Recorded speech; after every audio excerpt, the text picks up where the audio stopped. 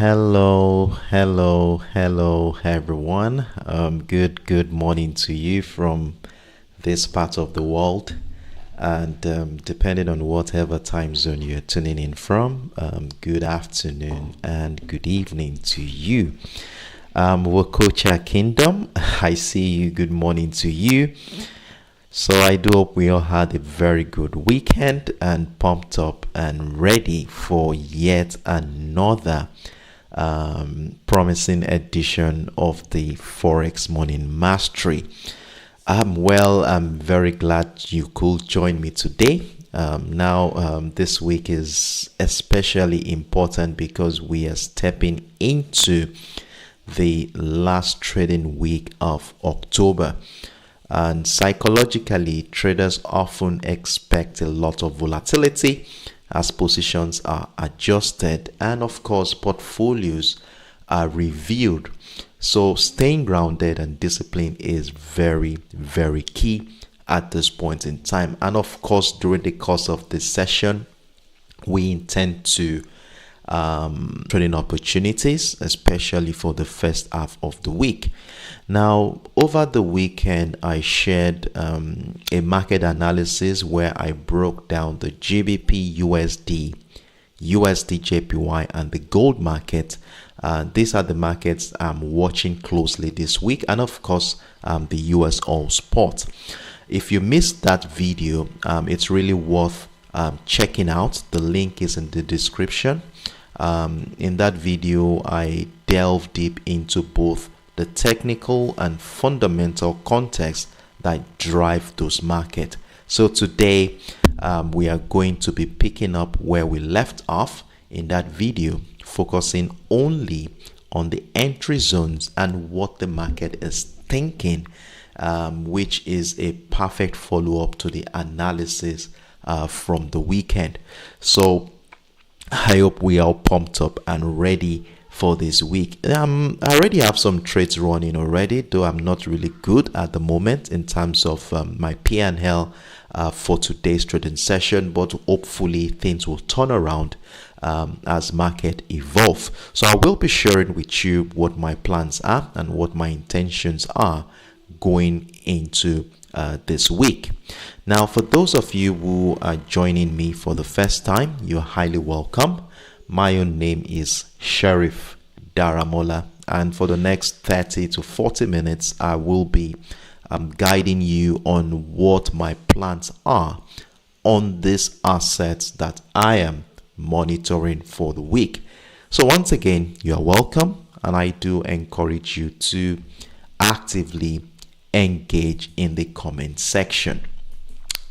So with that being said, here we will be delving right into the business for today, and of course you know how we do it.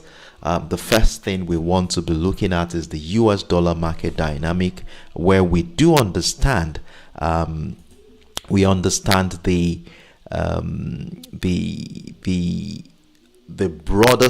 broader risk sentiment which evolves around the US dollar, and what kind of setups that comes from the US dollar has a ripple effect on the assets we are monitoring. So what you see on my screen is the DXY, the US dollar index. For those of you who don't know, well, this instrument here gives us an overview of the performance of the US dollar within a specific period of time. So generally it focuses on the US dollar. Now what you see on my screen is the 4 hours time frame, where we captured the character of price action in the last 5 to 6 weeks. For those of you who were here last week, this is a familiar structure. The structure hasn't really changed from what we saw last week. The ascending trend line is still very much intact, as you will see. Since mid-September, price action had consistently respected that trend line to further emphasize the strength of the buyers in this market. Now, early last week, this was where price action started last week, somewhere around the $98.50 level. We saw let me zoom in so we can see things clearly. So this was where price started last week, and we saw the US dollar initially gained momentum, and this momentum we saw here was literally supported by expectations of a Federal Reserve rate cut. Surprisingly, of course, you will say, and of course, easing trade tensions between the US and China. Now, this optimism led to a brief rally in the US dollar as we saw price peak last week at the $98.15 level. And one thing you will notice last week is that when price got into this $98.15 level, buyers were unable to continue that uptrend scenario. As you will see, every attempt by buyers to break through was met with strong resistance from the sellers, and this kept on pushing price back into a support zone at the $98.85 level, right? And this was basically anticipation of investors that there was the ongoing US government shutdown, which obviously delayed the release of key economic data last week, creating uncertainty in the market. Then we also saw the release of the September Consumer Price Index last week, which showed a 3% year-over-year increase, slightly below expectation. And while this indicated that inflation was under control, it also suggested that the Fed might not need to act aggressively. And besides that, the market was also cautious as they adopted a wait-and-see approach ahead of upcoming major event from the United States. So if we look at the economic calendar, you will see that this week is laced with some high impactful event from the United States. Now, look at Wednesday here, October 29th. We have the Fed interest rate decision. We have the Fed monetary policy statement, and of course the FOMC press conference. So the Fed interest rate decision is coming in 6 p.m. UTC on Wednesday. And as you will see here, the market was widely expecting a 0.25% rate cut, lowering the federal funds rate to about 3.75 to 4%. Now, this move is expected to support economic growth amid concerns of inflation and employment in the United States. Right? Then 30 minutes after, we are going to be hearing from the Fed chairman. That's during the FOMC press conference, where he will be answering to questions from the media, and that's on that same day, and everyone definitely will want to hear what he has to say, as it will be giving an hint into the monetary policy direction of the Federal Reserve. Then on Thursday, we have the GDP for quarter 3 from the United States. These figures will provide us insight into the health of the US economy. Well, a strong GDP report will definitely bolster confidence in the US dollar, while a weaker report might raise concerns about the US economy.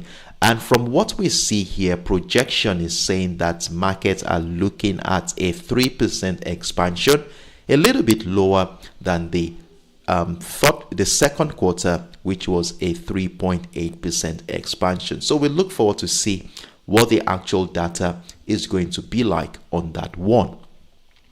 Then on Friday, we have the core PCE, that is the core personal consumption expenditure. This is considered to be the Fed's most preferred inflation data. Now, the core PCE is expected to, for the year on year, is expected to drop to 2.9%. Okay. So the last month it was 2.9%, and for the month on month it was 0.2%, right? So the expectation still remains around 0.2%. So this aligns with the Federal Reserve's target and may influence future policy decision. So the combination of expected rate cuts and stable inflation data suggests a cautious but optimistic outlook for the US dollar. However, the ongoing government shutdown and geopolitical uncertainty could introduce volatility into this market. And if we look at things from a technical standpoint, you definitely see that the market has been caught within a range bound structure throughout the second half of last week, and going into this week, price still remains within that range bound, where I'm beginning to notice that buyers are no longer feeling confident. As you will see, price had consistently found lower highs here, and this lines up with this old structure we have at this point, increasing the chances that the dollar may drop maybe prior to the release of this major event coming up this week. So you know how we use our range bound structures in this community. We have no other choice than to exercise patience and wait for price to either break out of the resistance line to give us a bullish signal, or break down the support line to give us a bearish signal. So we'll continue to monitor price action around this area, pay close attention to any statements or press conferences from the Fed or Fed officials, as they can provide clues about future policy direction, and of course evaluate the upcoming GDP PCE data to gauge the strength of the US economy. And one thing I usually say is that you see, the major key players in the market who really make the decision do have insiders in this department that want to release this report, and with this first-hand information they get a clue of what is likely going to happen,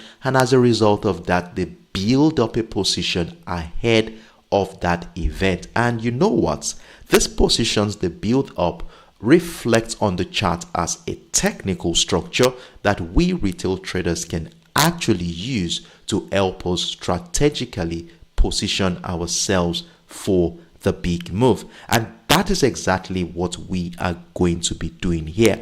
And one thing I would also like to say here is that, considering the fact that we are in the last trading week of the month of October and anticipating this important economic event, we need to be prepared for potential market fluctuation due to the government shutdown and other global events.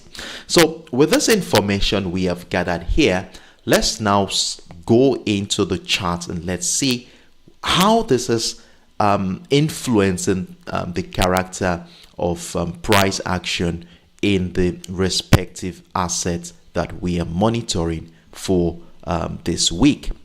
So the first asset we will be taking on, as always, is going to be the USOIL spot. Now, I didn't share a video on the USOIL spot this weekend, the last weekend. So what I will be doing today is to take you through the top-down analysis on this asset. Let's look at things from a technical and holistic perspective, then take that to understand the fundamental factors behind the scenes. Now, if you look at the 4 hours time frame here, one thing that I notice is the fact that price has been on a downtrend. I don't want to go too far, so I just went to as far back as June of this year.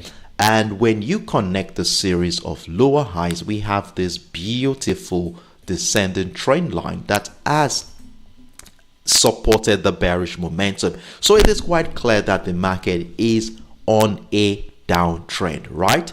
And as long as price remains below a descending trend line, it makes a lot of sense that we look out for patterns and structures that support selling ideas, right? Now, one thing I also want us to look at here is when we zoom into the structure. Remember, we were part of this bullish move that started last week. Remember, we captured this move all the way into this particular structure around the between the $62.50 level and the $61 area. And look at how crucial this structure is, right below the resistance line of the descending channel. And if we go to as far back as the beginning of this month, you will see how that same area had been a strong selling niche. Every time price comes into the structure, we see sellers push price to the downside. The same thing happened here, second week of October, and we saw that massive move to the downside. Now price is back into that particular structure. Now, instinctively, the thing that comes to mind right now is sell. Why? Because this area has a strong memory for selling power. It has, if we go to the past, we can see every time price comes here, sellers come in, take over the market and push price to the downside. But we're not just going to jump into it just basically because of that. We need to also understand what is going on from the fundamental perspective. Now, if we take that into consideration, currently there is optimism growing over a potential US-China trade deal, which could boost global demand in this commodity. So if that is going to be the case, we could see increased demand in crude oil, and that definitely could push price to the upside. So we need to be very careful. Then the US sanctions on Russian oil producer also had concerns supporting concerns and of course supporting prices as well. So traders are also watching to see how this is going to turn out going into this last week of the month, and also taking into account the API crude inventory report, which will also give further clues into what will happen. So we are looking forward to the API on Tuesday, the EIA on Wednesday, to further give insight into the demand supply dynamic in the US. Now, overall, the geopolitical risk and trade progress are the main driver of this market. Now, when we scale down into the 1 hour time frame, we begin to see things clearly of how the market is taking this particular structure. So for me, I consider this area as a supply zone, and if I see any sign that sellers are gaining momentum here, I would have no other choice than to sell. In fact, for me to buy, I will need some confirmations to happen around this area, like a breakout retest of structure with continued buy pressure before I can jump into a buy. But if a breakdown happens, definitely I can risk selling a position from there. Now, scaling down into the 1 hour time frame, this was what I was able to come up with here. Now, when you zoom into the structure, the first thing I notice here is this trend line. So we can see we have this temporary trend line here. Okay, it supported the bullish momentum for a while. Last week, Thursday, price broke out, and then through into Friday's trading session, that trend line became a support line. And in fact, at the beginning of this week, we saw this engulfing bullish candle that brought price here, but that momentum did not last, as we saw price continue to trade within a range. And this range here is the one I marked out here between the $61.97 and the $61.25 area. Now, one thing you will notice here is how buyers, despite the week starting on a bullish note, buyers were unable to break out of that resistance line. The second attempt to break out of that structure failed, as you will see price found a lower high. And this for me was a very beautiful signal, considering the fact that price is still below the descending trend line we marked out on the 4 hours time frame. So this made me to consider selling, and I triggered a sell below that trend line just this morning. And as you can see, price is already running with about 50 pips for me. And if you in any way did capitalize on that opportunity, well done, kudos to you. That means you've been picking a lot of knowledge about technical structures in this community. So well done and kudos to you. So if you are taking this advantage, please, it is high time we move stop losses and secure some profit. So I will do just that right now before we go further into the details. So I have moved my stop loss now to break even. It's still the start of the week. I'm not seeing this as profit yet. I'm going to be patient. If I get taken out at break even, I'm just fine and good. So we are looking at this market from a long-term perspective. So please, let's take note of that one. We are not here to scalp in and scalp out of the trade. We're here to wait and let's maximize the potential of this move. Now, for those of us who might have missed out on this opportunity, well, what I will say here is try to exercise some patience. Let's see how the market will play out. It's still the first trading day of the week, and we still have a lot of time to capture significant moves in this market. So what I will do here, if I were you, that is, you are yet to take a trade on this one, be patient and let's wait and see if the market will come back and retest structure.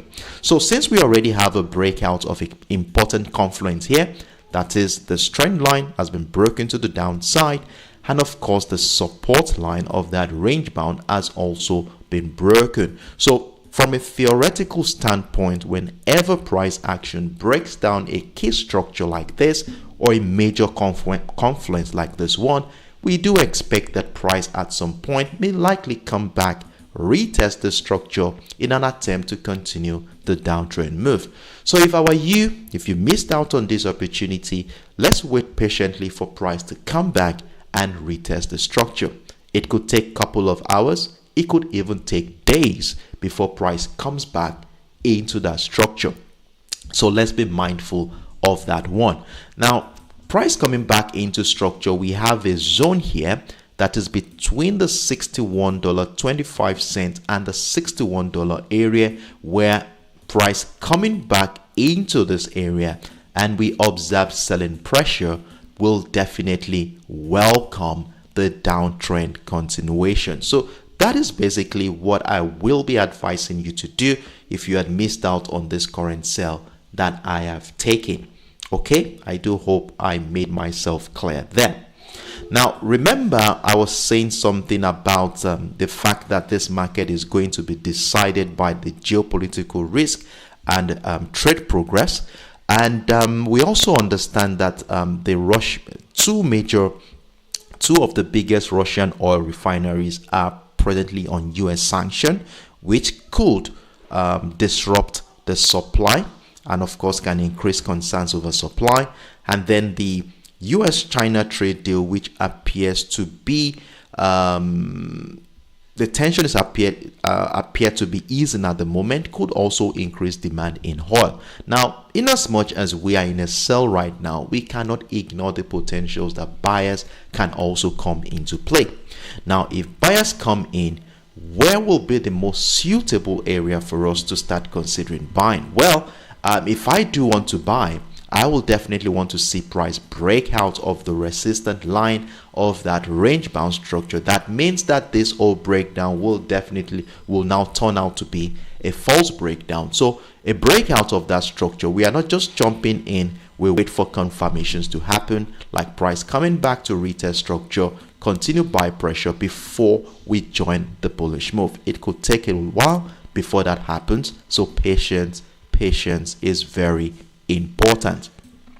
So that is what I'm looking at here on the US All Spot, a simple trading setup, range bound structure, and let's see how the market will play out for the first half of the week. So if you have any questions, feel free to let me know in the comment section. So I'll take about 5 months off. Let's see if there are any questions whatsoever. If you need some clarifications, feel free to let me know in the comment section. Stay tuned in.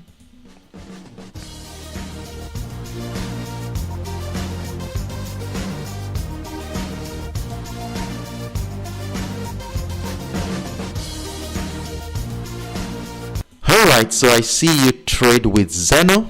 I like that name. Good morning to you. Thank you very much. Well, I did had a good and very short weekend. Thank you very much for checking in, and trust you had the same as well. Trade with Zeno. All right. So in the absence of no questions, I want to assume that we are all on the same page, right? We've mapped out the structures accordingly, and we are going to remain patient and see how the market will play out before jumping into the next move. And for those of us who, one way or the other, had capitalized on that bearish move, I told you earlier, let's move stop losses and secure the current sell position. So I wish us all the best of luck on this one. So moving on to the next asset on my watch list.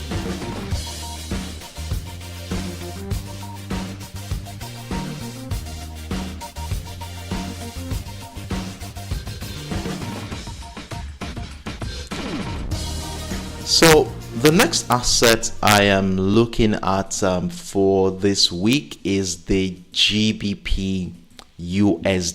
Now remember, I already shared a video on this asset during the weekend where I did give a top-down analysis of what is going on in this market, right?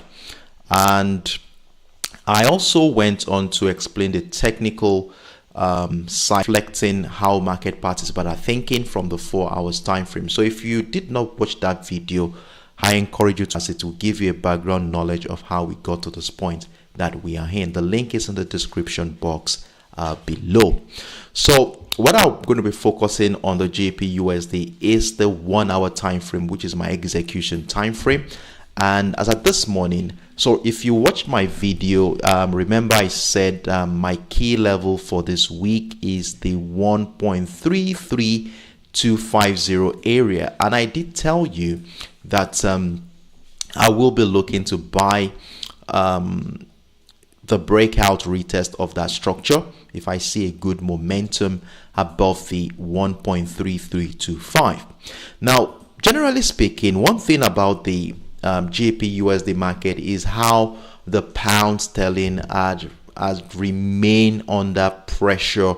Throughout last week, we saw price go through lower lows and lower highs, and we were lucky enough to capture that move. So this was the market throughout last week. As you can see, price uniformly respected a series of lower lows and lower highs, capturing price within a descending channel. So this was our move last week, and not until on Thursday stroke Friday we begin to notice buy pressure resume from this area. Now the all bearish momentum we see in the pound sterling is due to expectations of the Bank of England rate cuts and fiscal concerns. Now, while the US dollar is mixed amidst a potential government shutdown and softer inflation data, the chances of extended sideways trading activity is possible, right? So traders at this juncture might likely be cautious ahead of the FOMC meeting, and the Trump chief trade talks. You know, the US and China are going to be having a meeting. The president are meeting this week. So short-term buyers looks slightly downward for the pounds. But one thing I've noticed here is since the new week has begun, you will see the week has started on a bullish note, right? Price started the week here, went up into the 1.33355 level, found resistance as sellers jumped in, and of course this pushed price back into where it started the week at the 1.33125. It went back up again, came back down again, and right now it's going back into that area. Now what does this tell us? It tells us that the market is indecisive, just like I expected, and we are caught with range bound structure. Now one thing about this range bound is that it also goes on to further emphasize the importance of this key level I identify at the 1.3325, right? And whenever we see price go through this consolidation, we know that a negotiation is going on, and we wouldn't know who is winning the negotiation until a breakout or breakdown happens. Now, for us to trade this GBPUSD, break out the resistance line to give me an opportunity to buy, or the breakdown of the support line to give me an opportunity to sell. So as you will see, price triggered my sell and also triggered my buy. My stop loss are intact. I will just allow the trade to play out. If it continues to go to the upside, allow me to add more buy to maximize that move. And if price drops to the downside and comes back to retest structure, it will allow me to enter a second position for sell, maximizing the bearish move. So this is basically what I'm looking to trade around the GBPUSD for this week. It's a simple setup, nothing complicated. Just mark it out and allow the structure to mature. So I do hope I made myself very, very clear on that one. If you have any questions, feel free to let me know in the comment section. So I'll take another 5-10 seconds break to be back in a moment. Stay tuned in.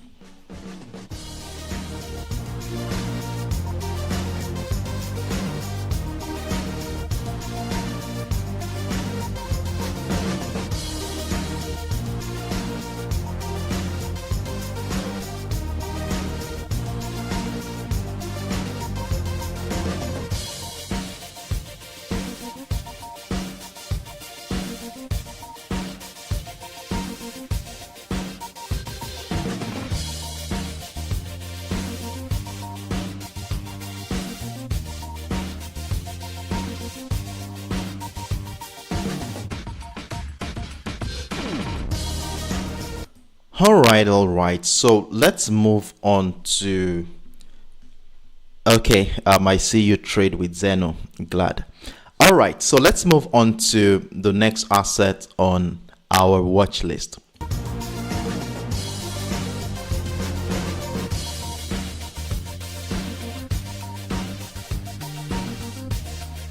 So the next one I am looking at for this week is the USDJPY.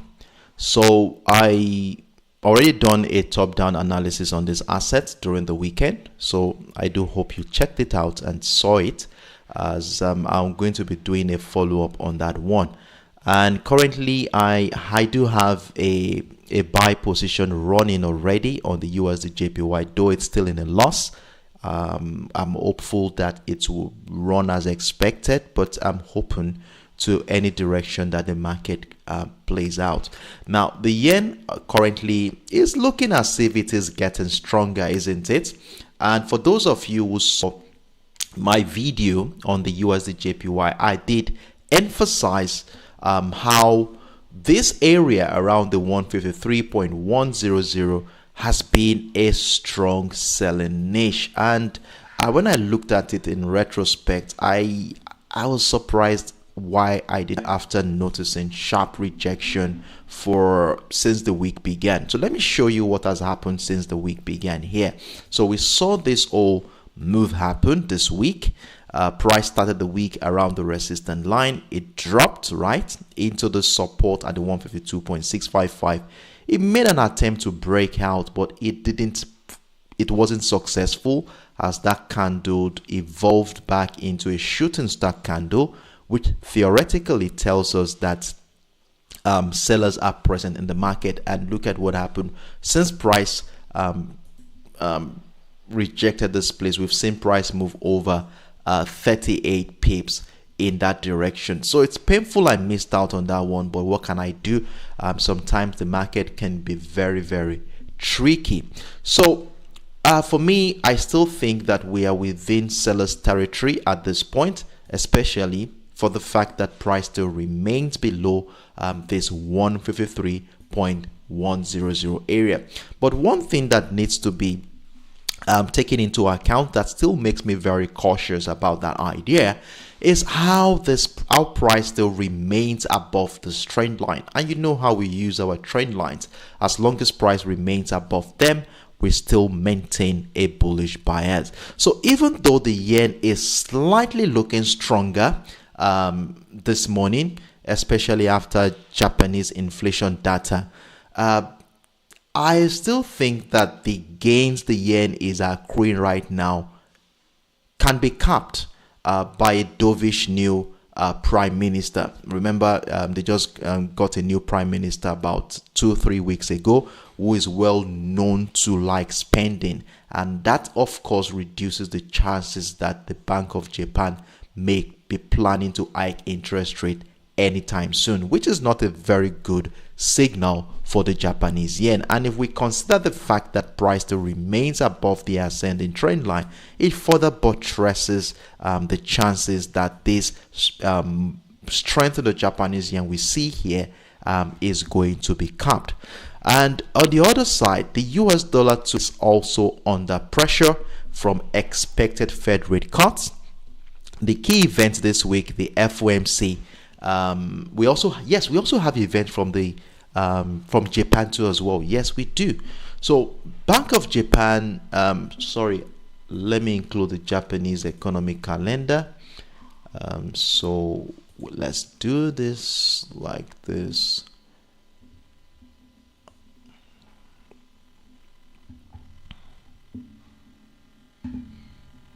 I wonder why this is taking too long. Okay, here we go. So look at this now. On Thursday, Trump and Xi are going to be meeting. Okay, it's going to be playing a significant role in influencing the sentiment in the USDJPY. Then on that same Thursday, we are going to be looking at the Bank of Japan interest rate decision. So the majority expect that the Bank of Japan is going to maintain its current interest rate at 0.5%. Then there's going to be the Bank of Japan press conference where the governor, whoever, is going to be answering or talking to the media. So definitely this is one major event everyone is looking forward to. Then we also have the Tokyo Consumer Price Index on that same day.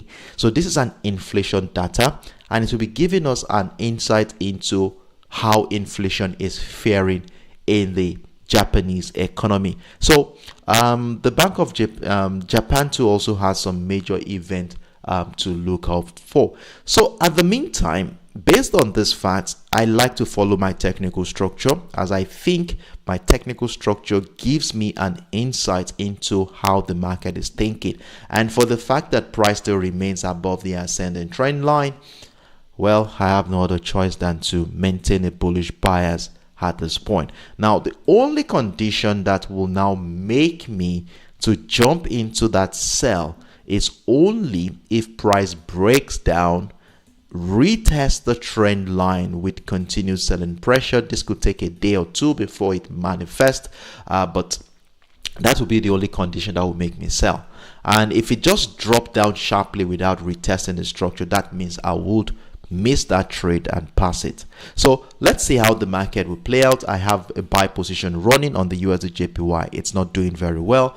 I have my stop loss right below this key level at the 152.5. I want to give enough breathing space for price action to move around. Remember, we're expecting some volatility this week, and we could get some shakeouts before price finally moves in that direction. So let's see how the market will play out, and of course, if there is anything new, I will be updating us on both my Trading View and Telegram platform. So I wish us all the best of luck. Okay, if you have questions, let me hear from you. I will wait for 5-10 seconds before I move on to the final asset on my watch list. Stay tuned in.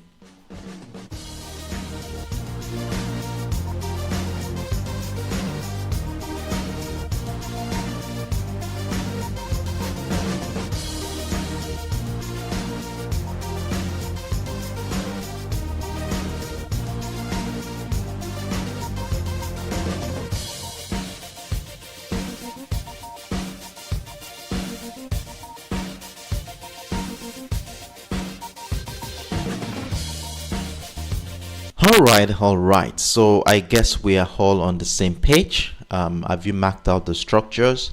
We have a range bound. We have a range bound structure. We have an ascending trend line, and these two key structures will be playing a significant role in guiding our decisions today and for the first half of the week. And then I already have a buy position running already. It's still in a loss. I'm still holding the bullish bias considering the fact that price still remains above the trend line. And I went on to say that I will not be selling unless I see a breakdown retest of that trend line. So I wish us all the best of luck on the USDJPY. So moving on to the final asset on my watch list for this week.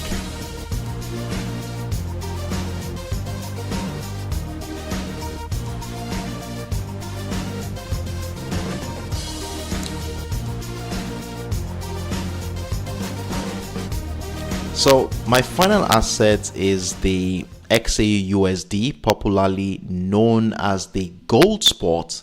And in fact, I'm yet to take a trade on the gold. This morning, I saw a consolidation, right? Gold was range bound. The week started on a strong bearish note, as you will see, and price went into a range bound. And this is pressured by easing US-China trade tensions and rising risk appetite. I think that the gold might still be supported by rate cut expectations from the Fed and ongoing geopolitical risk from Russia, Ukraine. And so I want to think that this indecision that we are seeing here could be attributed to market participants waiting for Wednesday's FOMC decision for clearer direction. So that is basically why I'm not too willing to jump into a trade at this point in time unless I see a significant confirmation. Generally speaking, the gold is still very bullish. From a long-term perspective, is still very bullish. But one thing we've noticed here after considering the character of price action this morning is how price action has broken down that ascending trend line we spotted in my video during the weekend, right? And price breaking down the structure makes it clear that we are at a crucial juncture. So for me, the question now is, will this breakdown turn out to be a false breakdown and then price will just catapult back to the upside? Or will this be the first signal we are looking that sellers are coming back into the trade? And of course, if that is going to be the case, a retest of structure will be a confirmation for me to sell. So at this point, I'm not taking any trade at the moment. I'm still going to continue to monitor this. And in fact, if you look at the last candle here, it's looking more like an hammer candle. As you'll see, look at the length of that wick, very, very massive, isn't it? Which shows that buyers are still present in this market. So I will not be jumping into any trade for now. Now, what I will look out for here is to sell. I want to see price maybe come back to retest the structure, or this one, if it comes into the 4,054 and we begin to see something like continued selling pressure on, let's say, the 15 minutes or 5 minutes time frame, then I want to join a sell and looking at adding more sell if price breaks down, retest the $4,000 mark. But if price action comes back up and climbs back above the trend line, then I want to be looking out for some bullish setup to continue the uptrend, where I will be looking at adding more buy position at the break of the 4,109, and of course the record high at the neckline of that double bottom structure I showed you in my weekend video at the 4,135. But trust me, I'm still monitoring this. I'm still monitoring price action around the XAUUSD, and once I find a setup, maybe on the 15 minutes time frame, I will definitely be sharing it with you on my Telegram platform. So at this point, I'm putting trading on gold on hold right now. We need to be very careful as the FOMC decision draws near. So that is my view on the gold at the moment. So let's see how things will play out. Any questions? If you have questions, feel free to let me know, and please don't forget to click on that like button if you have found this content helpful and useful in making your independent trading decision. Why not support the project by giving the video a like, and thank you very much as you do so.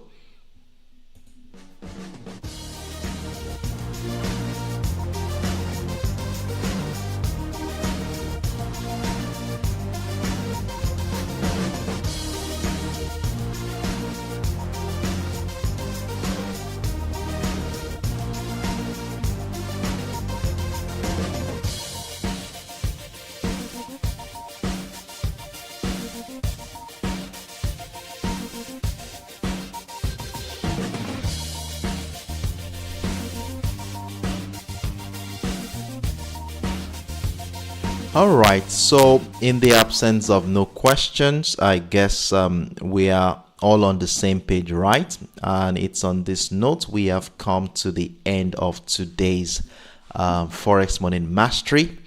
I want to wish you all the best of luck this week. And so today, for those who are just joining, you can as well watch the live replay of the live stream after the end of the session. We went on to do a follow-up on the USOIL spot, the GBPUSD, USDJPY, and the XAUUSD, where we were able to identify simple trading setups that will be guiding our trading decision for the first half of the week. Okay, and for those of you who are joining me for the first time, you're highly welcome on board, and hopefully you are able to gain one or two things from this particular session. And if you did, why not join us on Wednesday, where we shall be coming back here again to review how well these assets are doing, and of course prepare ourselves for the second half of the week. I want to wish you all the best of luck once again. Remember, it's not just about analyzing the charts, it's about how you hold yourself while the trade is running, while in the market. That's exactly why my series Rebuilding the Traders Within is so important. In fact, I talked about this in the last episode, which is called Can You Hold It?